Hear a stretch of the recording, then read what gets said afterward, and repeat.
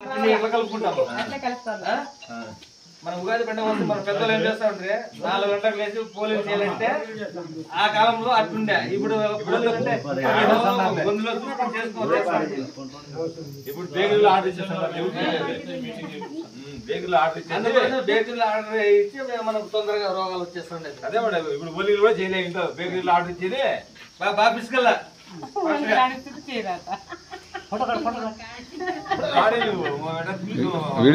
Videos కాడ రోజు ఈ విధంగా చేస్తే వీడియోస్ కాడ మళ్ళీ వంటలుగా చేసుకోవాలి. చిన్న చిన్న ఇన్ని వంటలతో ఈ విధంగా వంటలు చేసుకుని బాగాల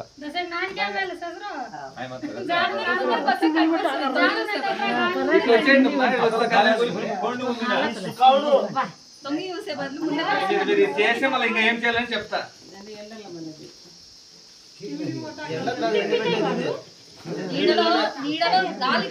దాంట్లో పురుగు ఉంది చూసినారా మీరు? ఆ పురుగు ఏం పని చేస్తుంది చెప్పండి? పంటకు నాశనం చేస్తుందా, పంటకు అభివృద్ధి చేస్తుంది? అదే ఆ దాన్నే మిత్ర పురుగులు అంటారు. మీరు దీని గురించి లోతుగా పోతే మనం ఎందుకు అవసరమేమరా అంత దూరం పోయి మనం డబ్బులు ఎందుకు ఖర్చు పెట్టుకోవాలనేది ఆలోచిస్తారు. ఇది మీకు వెంటనే ఇప్పుడు మందుల్లా కాదు, ఒకసారి స్ప్రే చేస్తే పని చేయకుండా ఇది 6 నెలల నుంచి సంవత్సరం వరకు మీరు పెట్టుకోవచ్చు ఇట్లా చేసుకొని. ఎప్పుడైనా ఖాళీగా ఉన్నప్పుడు ఒక అర్ధగంట ఈ విధంగా మనం వంట చేస్తాం కదా, వంటలు చేసుకుంటాం కదా. ఇది వంట చేసుకున్న తర్వాత భాస్కరన్న వంట చేసుకున్న తర్వాత మనం ఏం చేయాలంటే దీనికి వాన తగలకూడదు, ఎండ తగలకూడదు, నీడలోనే ఆరేసుకోవాలి. నీడలో ఆరేసిన తర్వాత మనం ఏం చేయాలా, మళ్ళీ మనం నీళ్ళు ఆరిన తర్వాత మనం ఎప్పుడు పంట పెడతామో ఆ పంట పెట్టేటప్పుడు దీనికి పొడి చేసుకొని పంట ఉపయోగించుకోవాలి. మళ్ళీ ఈ వంటలే చేసుకోకుండా పంటకు ఉపయోగించుకోవాలి. మళ్ళీ ఇది ఇంకా మీరేం చేయాలంటే ఇప్పుడు పంట ఈసారి ఇంకా ఇప్పుడే పెట్టాలి.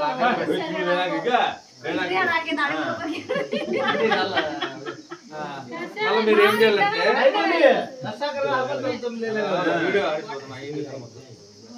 ఇవన్నీ అయిన తర్వాత మళ్ళీ పొడి ఇవన్నీ మనం పెట్టుకోవాలంటే గోధి సంచులు మళ్ళీ ఇట్లా సంచులో పెట్టి పెట్టద్దండి. గోధి సంచులో వేసి మనము భూమికి తగలకుండా భూమికి మళ్ళీ కింద మొత్తం ఇదైపోతుంది. చెదులు స్టార్ట్ చేస్తే తగ్గుతుంది అనమాట.